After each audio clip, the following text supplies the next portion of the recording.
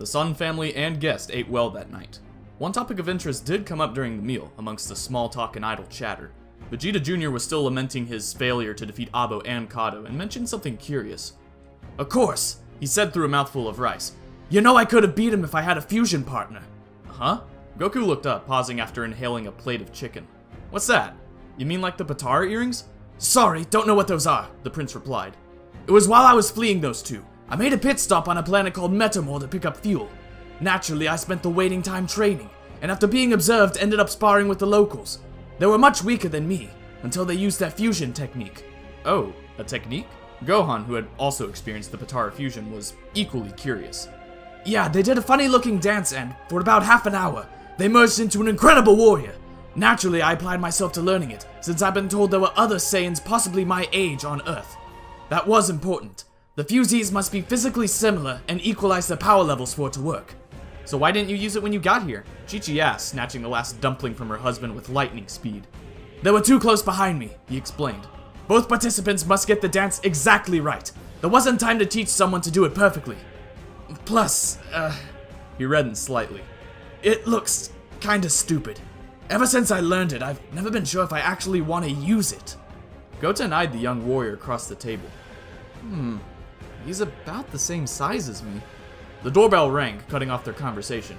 Goku tilted his head slightly, feeling the key outside. "I think... Videl. I guess it's probably for you then, Gohan." "Right." Gohan stood up, smiling apologetically, and headed over to the door, pulling on his jacket against the evening cold as he opened it. "Hey, Videl. What's up?" She still seemed extremely hesitant. "Hey, Gohan. It's about earlier, before all that craziness interrupted us." "Right, I remember." He grew serious. "What was it you wanted to tell me, Videl?" "Well,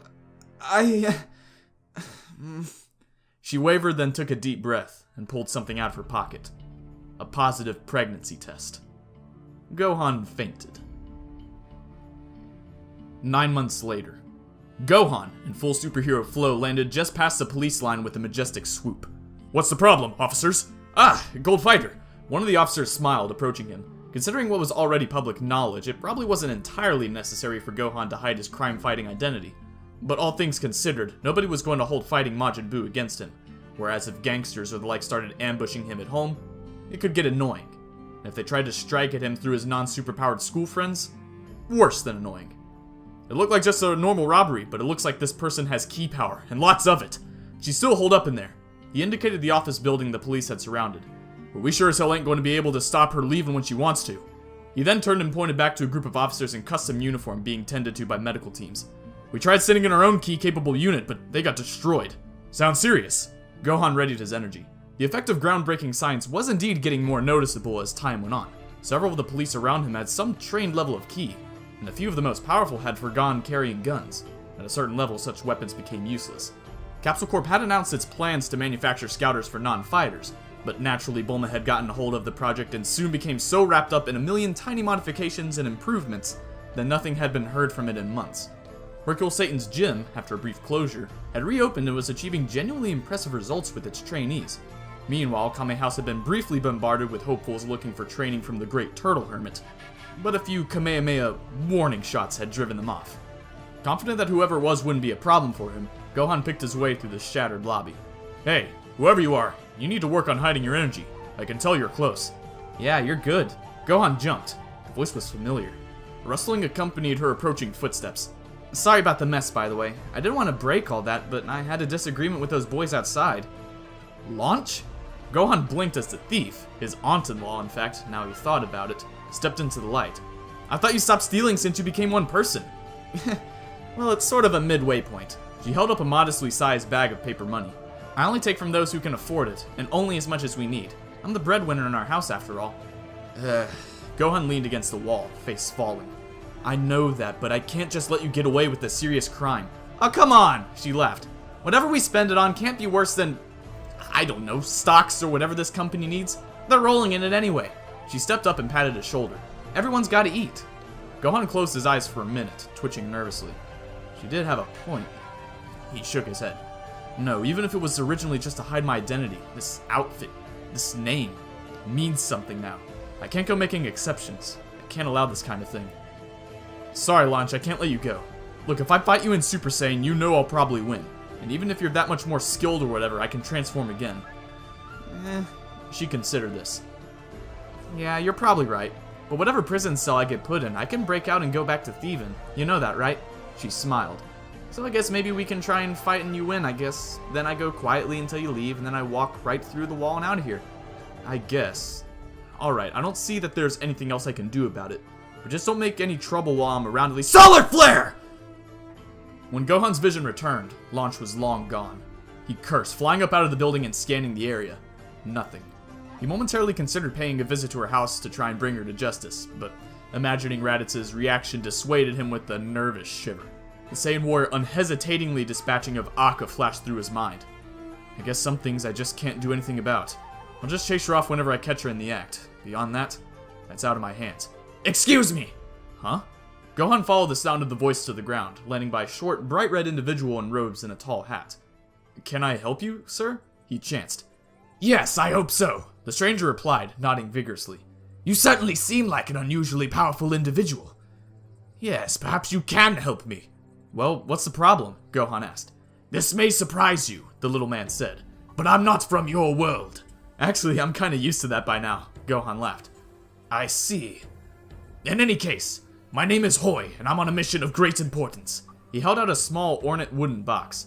This box is enchanted. I have found no way of opening it.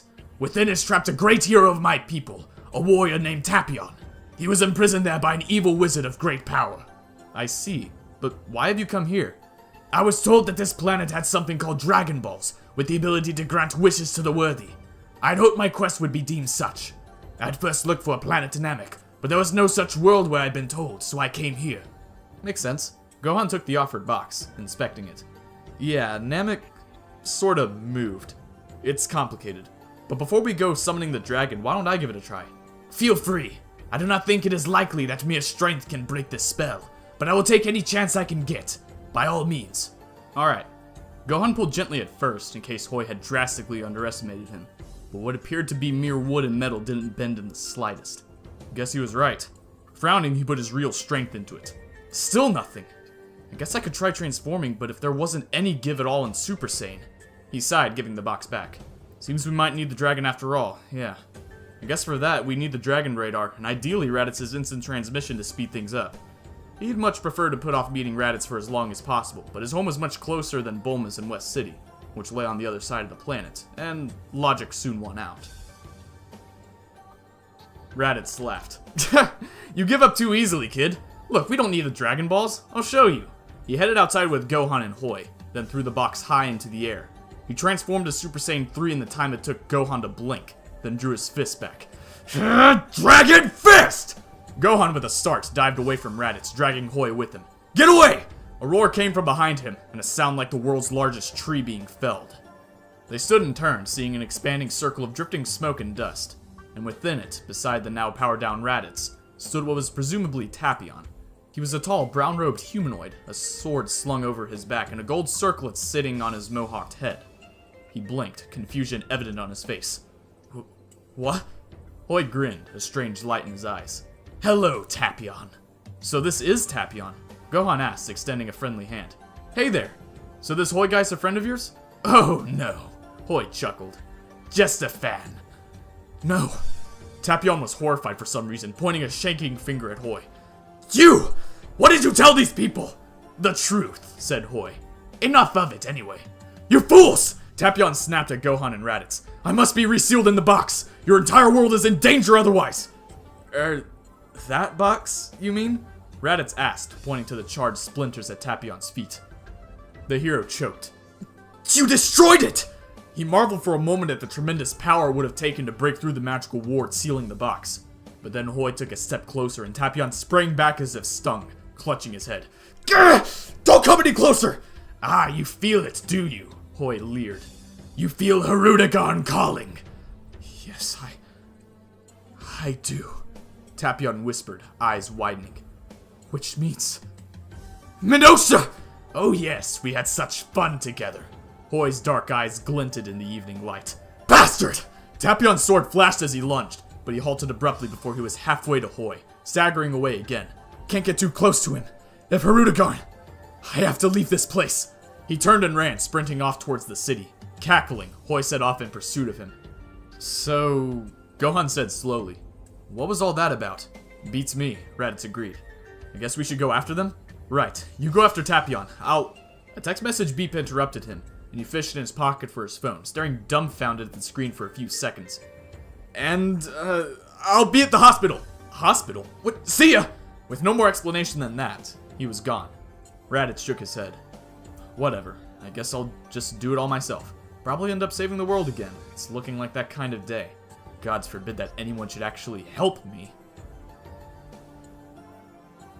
Tapion crouched in a rundown warehouse, staring into the edge of his sword. Minosha, I'm so sorry I wasn't there for you. I hope you didn't die alone.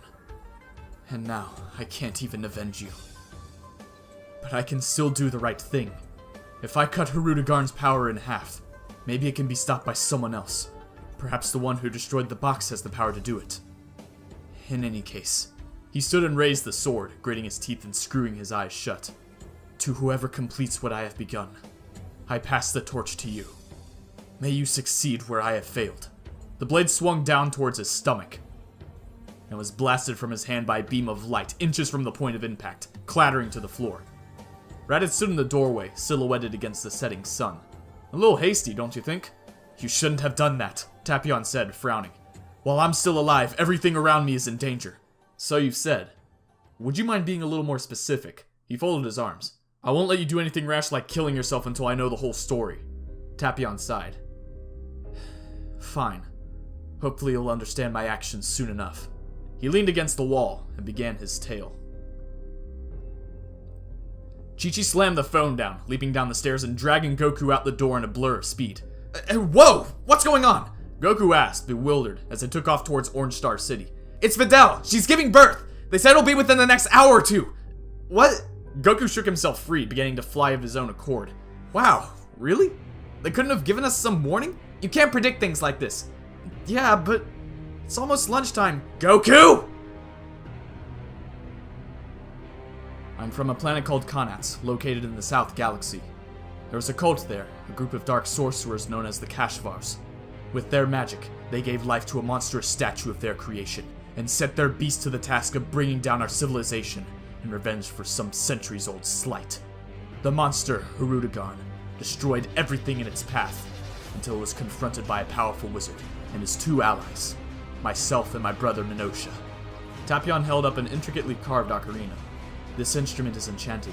It was able to stun Hirudegarn when my brother and I played two in tandem, long enough for the wizard to cut it in half. However, even that was not enough to slay the beast, so the upper half was sealed within me, the lower half in Minosha. We were then fired off into opposite ends of the universe, sealed in enchanted boxes, gladly giving the rest of our lives so our world could live on. Thousands of years, I think, have gone by. Hoi must have extended his lifespan through some evil spell. Is he one of these Kashvars? Raditz asked.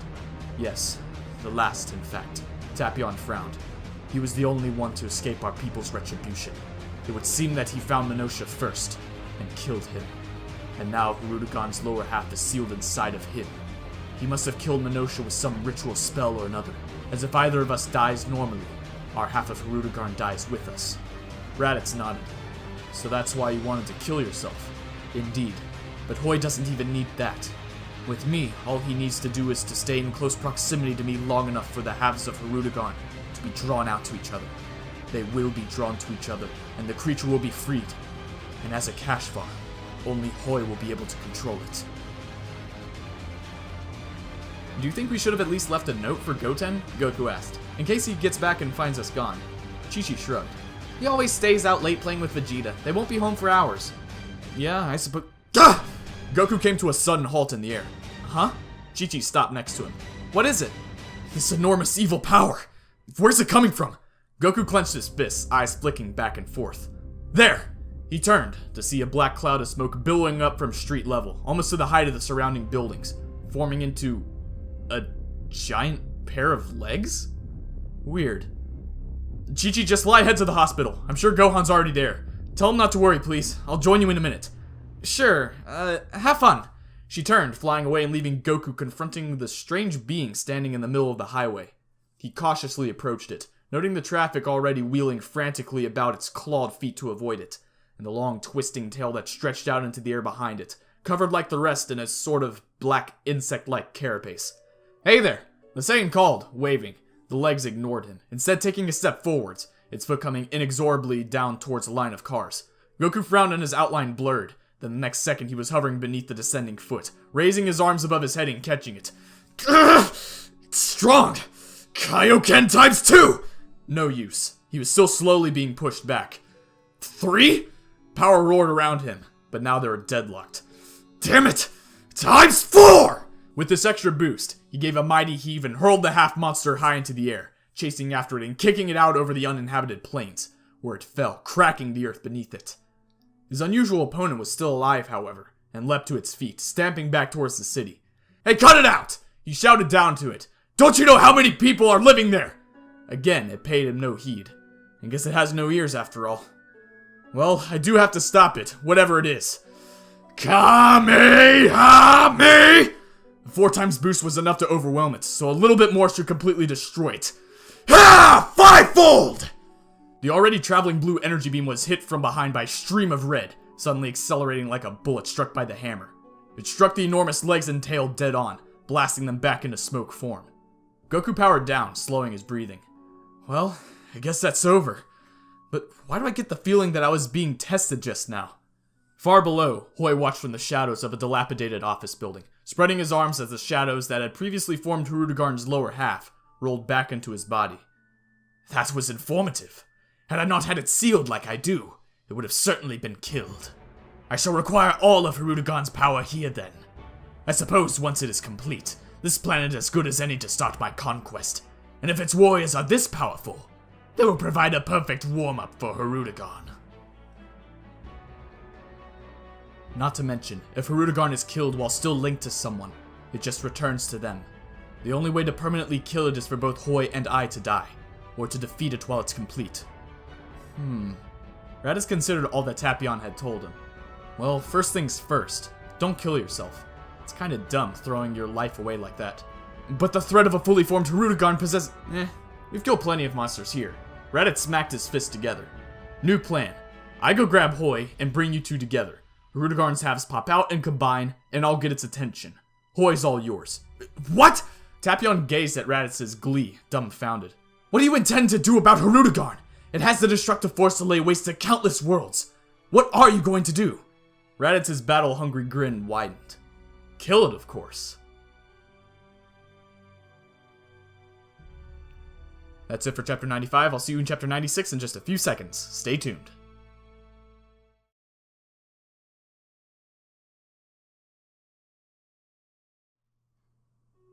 Kill it. Kill Hirudegarn? Tapion asked, incredulous. How can you be sure that's even possible?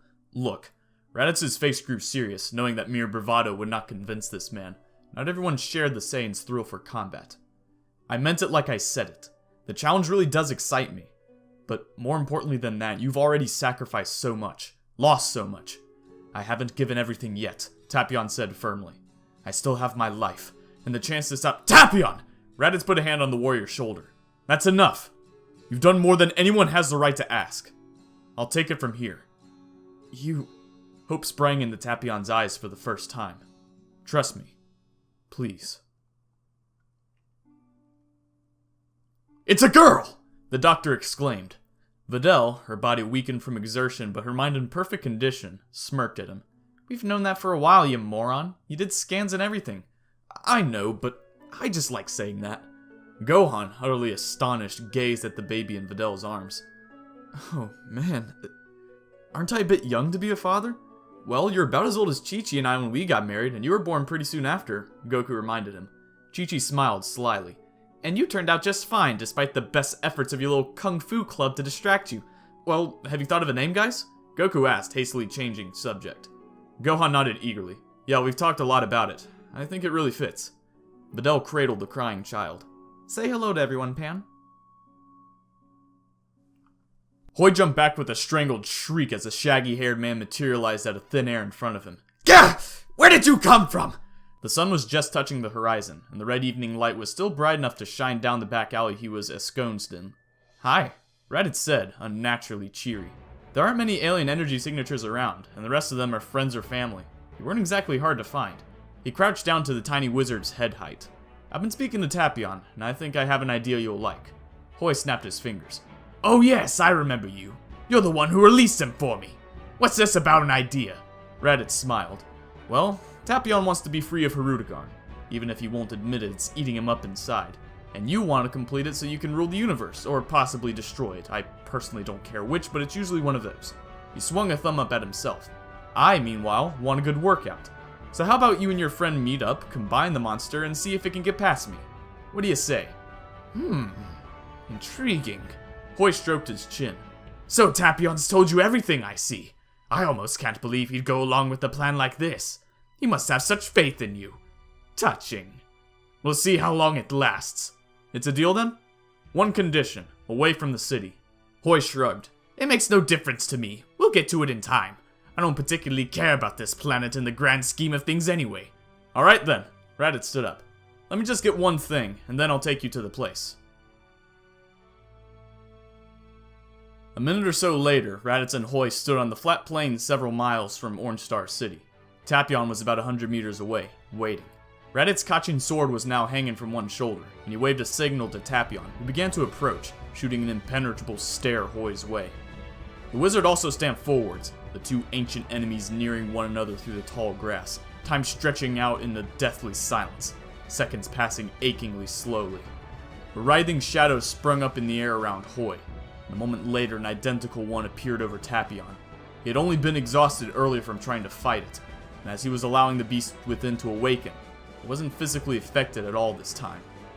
It is time, Hoy said slowly. The shadows rose above them and mingled in the air, growing rapidly. Tapion stopped a few paces away, putting one hand on his sword's hilt, shadow form completely separated from his body now. Come, sorcerer. You have polluted the air with your foul breath for far too long. Hoy merely glanced up at Hirudegarn's coalescing form. The two shadows had merged, and solid shapes were becoming visible through the obscuring darkness. Two chitin-scaled legs stretched down, sinking slightly into the earth. The tail snaked out as before, and above, a bulbous torso topped with a fanged skull-like head loomed, an enormous arm splaying out on either side of its body. Tapion paused. It looks different to when I fought it on Konats. More armored. But why? What's changed? Raditz drew his own sword, powering up to Super Saiyan 3 and pointing the blade straight up at Hirudegarn. So I'm guessing you're one of these lives to destroy can't be reasoned with types. Pleased to meet you. In answer, the beast took a crashing step forwards, swiping at him with a clawed hand. He jumped, avoiding the strike by a hair. It's fast, especially for such a large creature. Otherworld. Watching these battles never ceases to amaze me, King Kai muttered to himself, pacing his tiny planet. Super Saiyan 3 was honestly not really suited to the living world, but they've accepted that difficulty and taken every step to make it routine enough to be useful in battle. Good thing, too. He chuckled. Earth seems to be a hotspot for this sort of trouble. I'm sure they can handle it. I mean, it's not like it's Beerus or anything. Raditz continued to dodge Hirudegarn's increasingly frustrated attacks. Tapion, meanwhile, advanced on Hoy below. Damn! Hoy thought nervously. I'd hoped Hirudegarn would take care of him before he could get any ideas, but that friend of his is pretty fast. Tapion raised his sword two-handed, sliding one foot backwards and fixing Hoy with a glare. I'm going to destroy you now, Hoy! Your end is long overdue! Ka! Like you can defeat me with a pointy bit of metal! Hoy snapped his fingers, and a bubble of dark energy sprung up around him. I've done plenty of research into defensive wards while you've been asleep, and I won't be destroyed the way the rest of the Kashfars were! We shall see! Tapion leapt, slashing diagonally down. There followed an explosion of power and a shriek of metal, and he came to a halt several meters behind Hoy, arms shaking. Hoy grinned, barrier crackling. Without the powers your long-haired friend possesses, I'm afraid you've no chance of penetrate. This is the enchanted sword that once bisected your monster, Tapion said quietly, beginning to sheath it. The guard clicked against the scabbard, and in that instant, the wizard's shield shattered, a diagonal line of red opening up down his front, vital fluids fountaining out. Goodbye, Hoy. Impossible! Hoy gasped, eyes rolling back. I've come so far. It cannot end like... With the final twitch, He slumped down onto the ground. Breathing a sigh of relief, Tapion called up to Raditz. This sword cut Hirudegarn before! Do you want— Don't worry about it. Raditz drew up his black blade next to his head. This thing's made of the hardest metal in the universe. It's bound to be just as good. Alright, Hirudegarn's fast, but clumsy. In the instant after it attacks, he darted right, avoiding a tail strike that plowed a deep furrow into the ground, then jumped back at a curling tail, swinging his sword down.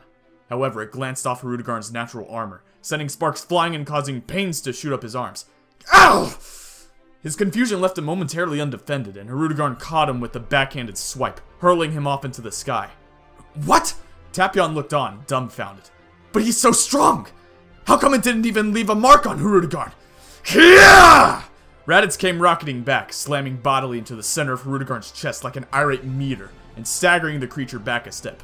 So, you're not invincible, he proclaimed, but it immediately opened its mouth and blasted him away again with a wide energy beam, flattening the land in its path.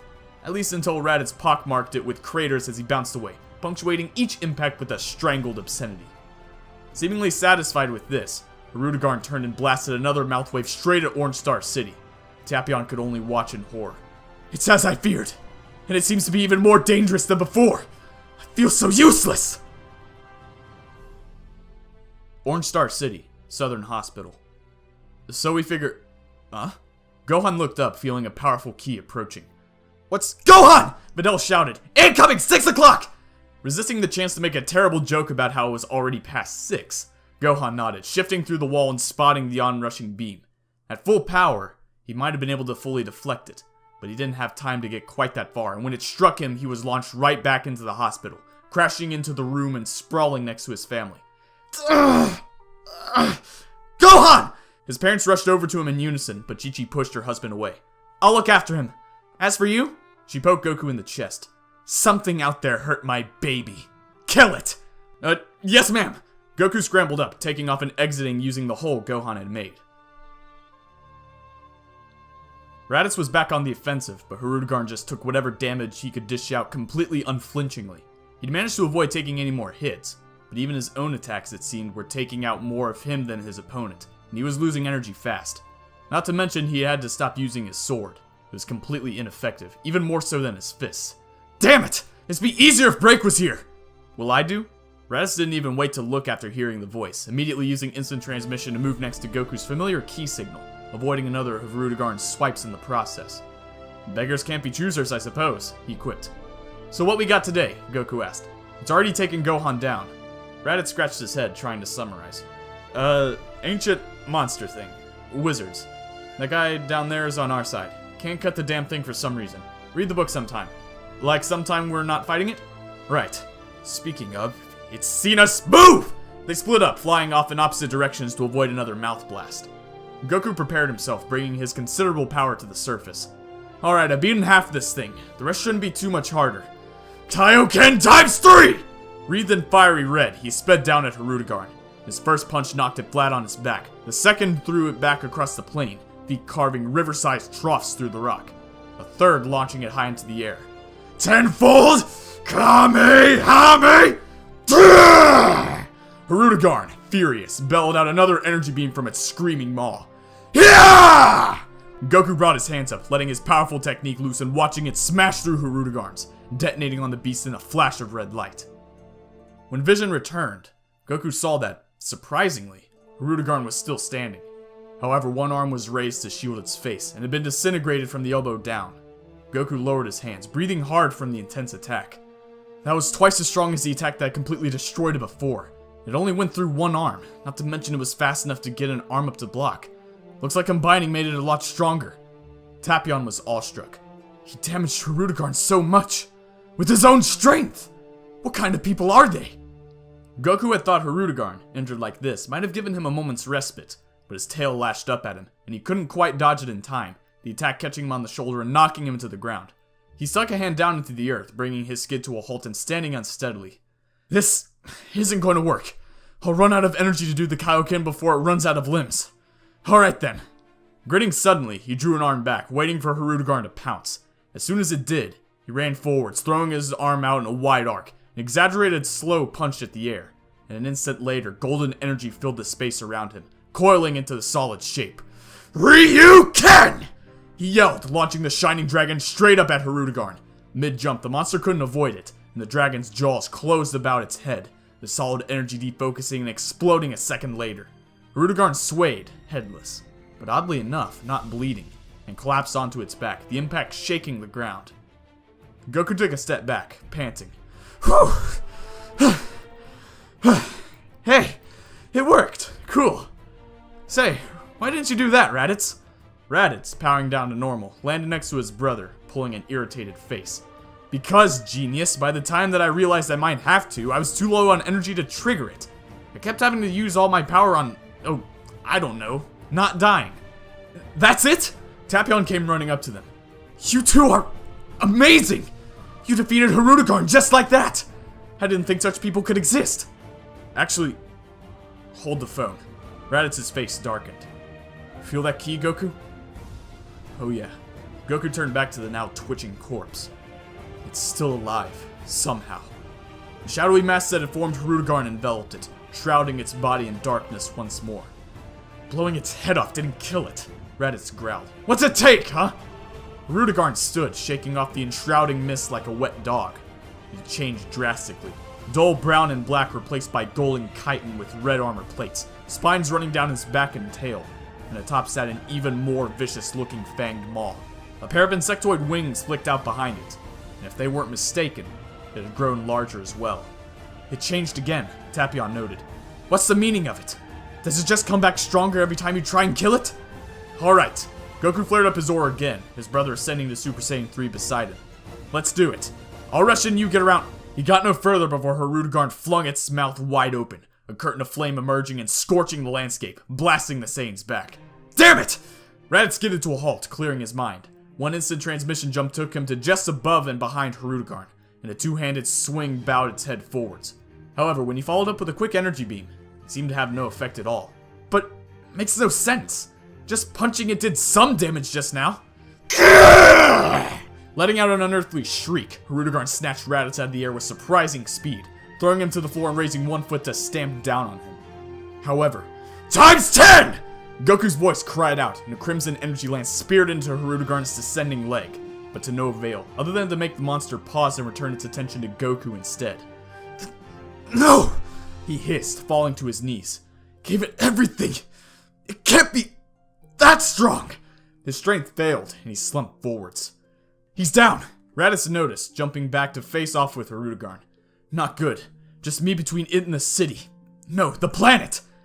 Maybe another Dragon Fist could put it down again, but I don't have the energy. I've barely got enough to stay transformed! Hirudegarn raised the balled fist to crush him, but abruptly stopped moving before it could strike. It began to dissolve back into smoke form, coiling into a stream of dense fog before spiraling down towards Tapion, who seemed to be playing some form of instrument. A gentle blue glow surrounded him, and the smoke struck it, vanishing into Tapion. He sighed as it finished, and lowered the ocarina. This is the same enchanted tool we used before, he explained. However, I cannot contain the creature for long. Even half was almost more than I could bear. Wait! You're not going to— Tapion raised his sword, blade facing downwards.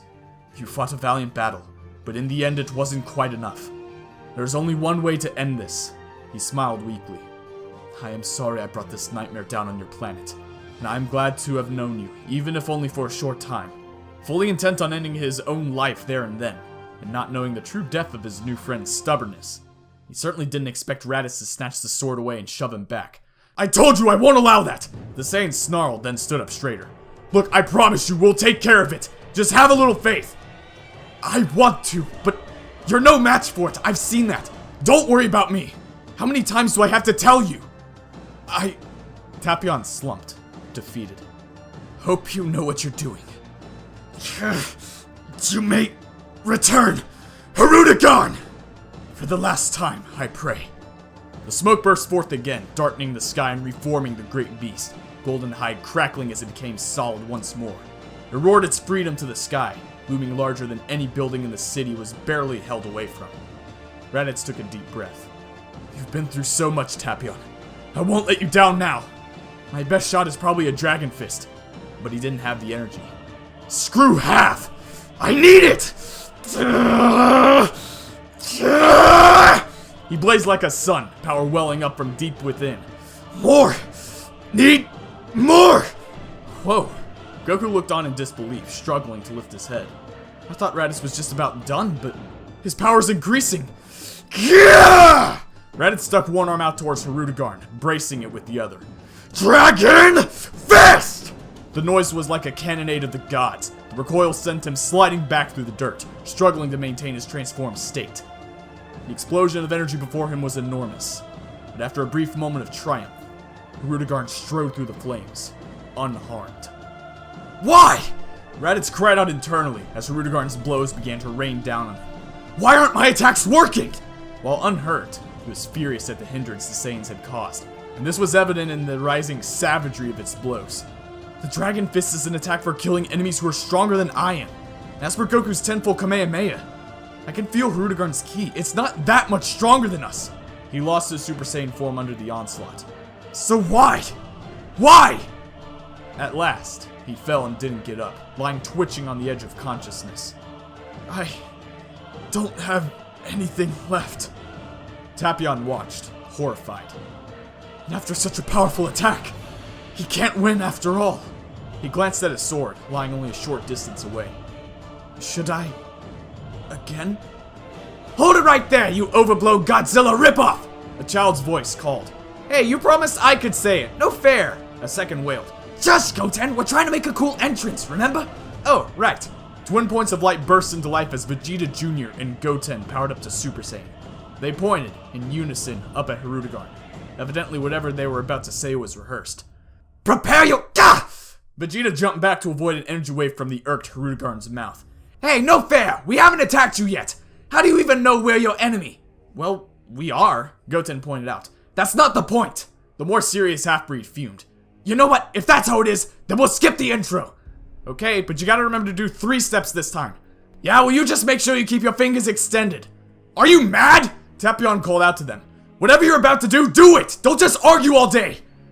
Right. Goten agreed, not having time to pause and ask who the swordsman was, or what he had to do with the monster that had beaten Goten's father so easily. Hirudegarn's tail flicked out towards them. Have to stall it! Tapion decided, quickly raising the magical ocarina to his lips and directing its power towards Hirudegarn, stunning it. I should be able to briefly hold it without actually having to seal it inside of me. Hurry, you two! Alright, let's do it! Vegeta ordered. Goten nodded, and they stood a couple of paces away. Phew! They chanted, shuffling exactly 3 steps towards each other and bringing their arms overhead in a 180-degree arc, pointing towards each other in unison. Tapion blinked a couple of times. No, I'm not dreaming. What are they doing? Zhan! As they said this, they sharply lifted one knee, quickly pointing it and both arms away from each other. I hope it's not as mad as it... What? Tapion's eyes widened as the ocarina began to tremble, then vibrate. Then finally, it shattered. Oh, no! Hirudegarn's grown too strong! I can't contain it anymore! And the only hope is... The boys reversed their previous movement, planting their feet almost touching next to each other and swinging their hands back around, all 4 index fingers extending and just touching. A wave of light enveloped the two, completely obscuring them from view. Ha! What? Tapion shielded his eyes. What did they do? Even Hirudegarn hesitated momentarily. The light gradually vanished, and they became visible. No, not they. Him. One person. Goku stared open-mouthed. What's this power?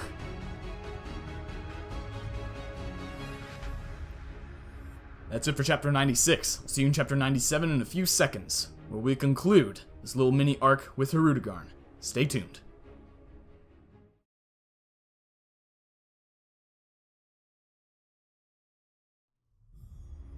The result of the fusion was different. He was about the same height as the kids, and his Super Saiyan hair took more after Vegeta's than Goten's, though the large bang hanging over his forehead certainly didn't. However, he was wearing an entirely new outfit to either of them, a dark sleeveless jacket edged with puffy yellow trimmings at the neck and shoulders, accompanied by loose white pants. When he spoke, just like Gokhan before him, it sounded as if his fusees were speaking in unison. Alright! It actually worked this time! His face soon relaxed into a cocky smile, then he vanished under Hirudegarn's foot as it descended, smashing the ground beneath. Careless! Tapion scowled. Hirudegarn lifted its foot, grunting in mild surprise as it found nothing underneath. The fused warrior had vanished. You really have no sense of occasion, came the double voice from high above. I just did something flashy like that, and you go and interrupt me again! Hirudegarn swung its head up, growling at the fusion, who hung cross-armed in the air above it, frowning. Goku smiled. Now that's some speed. I almost couldn't keep up. Hirudegarn snarled, a pair of energy bolts darting out from its eyes and striking its new foe head-on, driving him back through the air. He grunted, finally halting his mid-air skid and throwing his arms out in an explosion of energy, miniature lightning bolts filling the air around him as Hirudegarn's attack was cancelled out. Like that, huh? Both halves of me can go Super Saiyan 2 now, so doing it fused was easy! Hirudegarn merely roared in response.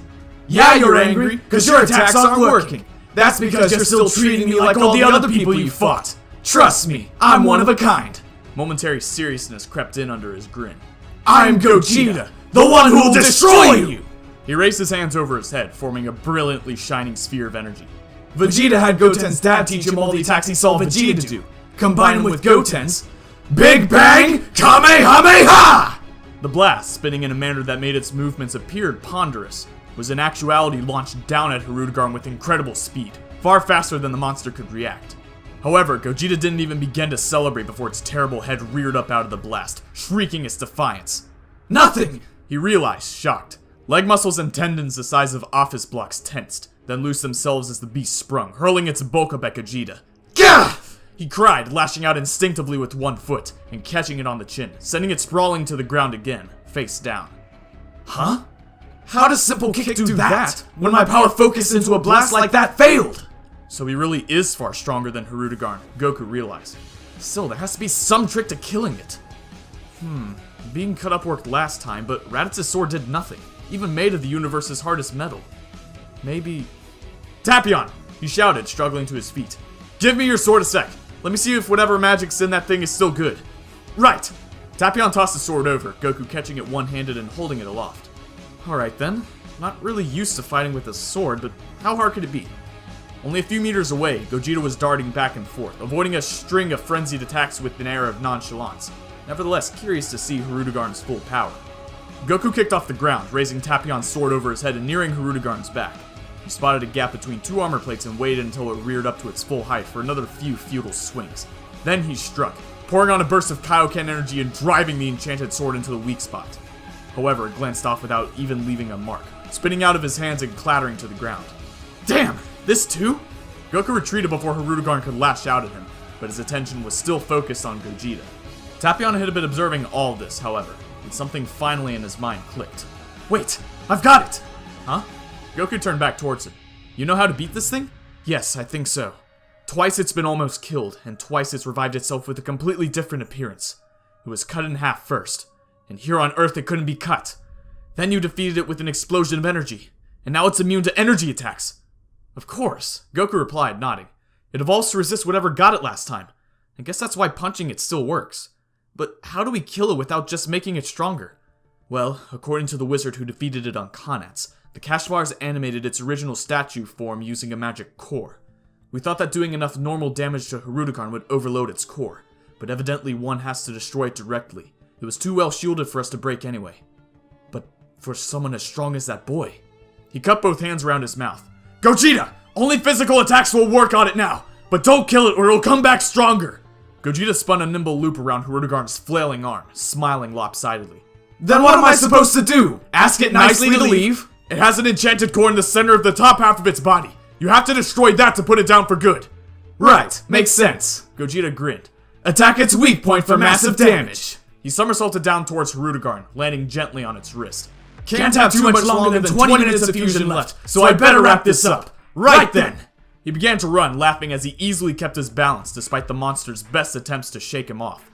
Reaching its elbow, he leapt, throwing a sharp uppercut packed with enough explosive force to throw Hirudegarn into a full backflip as it tumbled away through the air.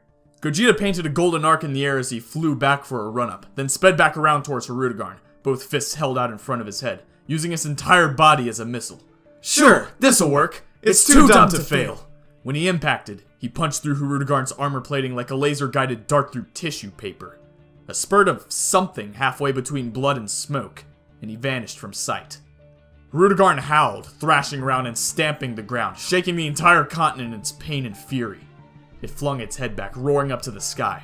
Finally, it shuddered, took a single step backwards, and froze. Its shriek dwindled out. Its movements subsided from swings to twitches to total stillness. Goku and Tapion cautiously approached, hope and fear rising in equal measure in their hearts. Is that? Goku began, curious. Yeah, Huh. Tapion put a cautious hand to Hirudegarn's now cold, gray leg. It's stone. It turned back into stone. Which means... A strangely distant, echoing rumble came from above. A section of Hirudegarn's chest began to vibrate, then crack, then finally it exploded outwards in a burst of energy. Gogeta hopped down from the breach, holding the shattered remains of a black metallic orb in his hands. So I guess this is it! It was enveloped in a dark glow which slowly faded as they watched, and was carved with jagged, eerily pulsing runes. Yes, that must be Hirudegarn's core! Tapion's face lit up. You really did it! You killed Hirudegarn! Was there ever any doubt? Gogeta asked smugly. He rapped his knuckles against Hirudegarn's petrified ankle. This thing was never a challenge! He froze as the impact caused cracks to spider all the way up Hirudegarn's leg. They deepened until the whole leg split apart, unbalancing the monstrous statue and toppling it to the ground, shattering it with an unearthly shriek of scraping stone. Oops? Damn, came Raditz's voice, the injured fighter on his feet and staggering towards them. That would have made one hell of a trophy. Good riddance, Tapion said, smiling warmly. I can't thank you all enough. Finally, the shadow has been lifted. I can truly experience life again. Relief, even serenity, passed over his features. Yeah, but can we experience some food first? Goku asked, suddenly clutching at his stomach. Wasn't it lunchtime less than an hour ago? Raditz asked, one eyebrow raised. Oh, come on, Raditz, you know us Saiyans are big eaters? Goku said, grinning. Let's go, I'm starving. Raditz sighed, shaking his head. Even for a Saiyan, you're not natural. There followed much eating, some assorted healing and defusing, and numerous other things that need not be detailed here, such as explaining to partners, in one case explaining what took you so long while my poor baby was in this kind of condition, in the other case explaining why you hogged all the fun I haven't had a decent fight in weeks. Do you know how bored I get, huh? Tapion wanted to return home to Konats to see what state it was in after all these years, so it was decided that Raditz would teleport him there, with guidance from Zarbon, who memorized many space charts over the years using his deep sight. The next morning, the three of them stood atop a tall dome-shaped building in West City. It was easier to go to Zarbon than to attempt to overcome his interminable laziness, which conveniently seemed to vanish whenever it came to staying perfectly in shape, much to the infuriation and appreciation, respectively, of most human males and females in his vicinity. Are you sure you want to go back? He asked Tapion, jacket gently flapping in the mid-morning breeze. After all this time, it could be completely alien to you, and seeing your home like that might be something of a shock. Tapion nodded. I thank you for your concern, but right now everywhere else is alien to me. At least I have somewhere to start. If I choose to move on from Konats, I'm sure I'll be able to procure a ship somehow. He turned to Raditz, unslinging his sheathed sword and holding it out. Before I go, take this, please. I sincerely hope I'll have no more use for it, and I wish I had a better way of thanking you. Raditz pushed it back towards him. It wasn't me who killed Hirudegarn. You don't owe me anything. He chuckled slightly. Don't worry about the kids. If you gave it to them, they'd spend more time arguing over it than actually using it. You're all too kind. I'm a total stranger, and yet, don't worry about it. Raditz put a hand on Tapion's shoulder, raising the other to his head to perform instant transmission, simultaneously scanning Zarbon's mind for directions. I've received far more kindness than I deserved in my time. I know a guy, see, who always helps anyone he can, no matter what the situation. I used to think he was pretty dumb, and I guess he is. But, you know, I realize now that he's the right kind of dumb. So I've been trying to follow his example is all. Shall we go? Alright. Wait, no! Tapion held up a hand. Last night, over dinner, I heard mention of Dragon Balls. Am I correct in thinking that they can grant any single wish? Raditz lowered his arms. Well, not any, but most, yeah. Would it be possible to restore the life of my brother, Minosha? Hoi killed him on some distant planet. He died alone. It wasn't what he deserved. I suppose, Zarbon answered. But he was most likely killed more than a year ago, correct? Earth's Dragon Balls can only restore someone who died within the past year. That's a problem then, Raditz agreed. I suppose you could try Nameks, but what? Well, the Namekians aren't always too happy about people using them for personal issues. They tend to make it difficult, so only the worthy can use them. He shrugged. Though we did kinda save their species from total annihilation a couple of times. Not to brag, of course, so we generously get special exceptions. We could ask them to bring back your brother for us. There's no need. Are they just people? Zarbon nodded. Infuriatingly so. Then there's no problem. Minosha's death was a complete injustice. You said the Namekians only grant worthy wishes. Then I'll prove the worth of mine. He tightened his grip on his sword. It's time I took responsibility for something. I'll bring my brother back myself. Well said. Raditz grinned fiercely. To Namek then? Tapion nodded, fire in his eyes. To Namek. Later that day, Launch and Raditz lay under the shade of a copse a few miles from their house. Break was at home, trying in vain to beat her mother's high scores on one game after another. You know, Raditz said idly, something about a life-or-death fight like yesterday brings things into my mind. Important stuff I'd forgotten somehow. Launch reached over, ruffling his hair. Maybe all those blows to the head knock your ideas loose. But seriously, it made me recall. You had two personalities at one point, right? I mean, you said it might have been because of some stressful event activating a genetic thing. Do you not remember what happened? Did you repress it? I don't remember. So there's a blank in your memory. Wow, I can't believe I haven't asked this when we've been living together over a year. She smiled. Don't worry, I haven't brought it up either. But it's sort of a blank, I guess? She frowned. See, I don't remember the first 18 years of my life. What? Really? Really. You sure I haven't asked you this? I'm sure, she paused. The earliest memory I have, I was hiking along a desert road. I flagged down a bus after I don't know how long. The journey went on for hours. It was dark by the time we reached civilization. I remember looking into my backpack, finding a gun and some stolen food. I couldn't remember the specifics of how I'd got it. Huh. I guess that must have been right after I first became the bad me. The fact that it was so surprising, for one thing. I guess maybe it means the good me is the original one. Who knows? Raditz reasoned. Maybe you are like you are now. I don't know. Maybe. She sat up, facing him. I just always got a more natural feeling in that form. I think it was me. The bad one was probably a broken mind's reaction to whatever the hell happened to me. Could have something to do with the obsession with thievery and guns, I guess. I mean, it always used to be more specific than simple aggression. They fell silent for a minute, watching the shadows flow over the ground as the clouds blew by overhead. Eventually, Raditz spoke up. To be honest, I don't care which version of you came first, or is real. They're all real. They're all thinking people. More importantly, they're all you. She laughed. Yeah, that sounds like you, alright. What's that supposed to mean? Thank you for listening to chapters 95, 96, and 97. Next week, Battle of the Gods starts. Beerus versus the Super Saiyan God. Will it be Goku like in canon?